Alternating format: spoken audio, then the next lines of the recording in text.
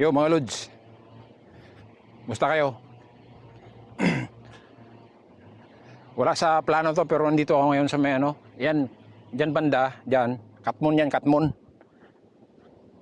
May pinuntahan lang ako pero nagulat lang ako sa ano. Hindi naman ano to eh. Hindi naman ilog to eh. Ito yung dinaanan ng plus floods. Doon ang ano, yun ang ilog.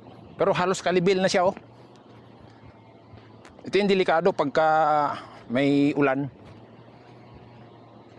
Kaya yung next na barangay dyan, yung parang may kabahayan na yun, yung barangay Atuyan, yan delikado.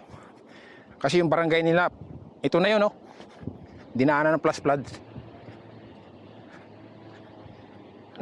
Ang lawak na ng ilog oh. Sa Bisaya to, term nito is suba. Subang dako. Nakita nyo yan, yun yung suba. Kita mo naman yung di ka bubuhayin nito pagka inanod ka.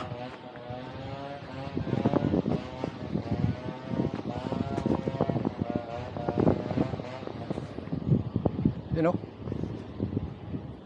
Buhangin na to, pang pinising.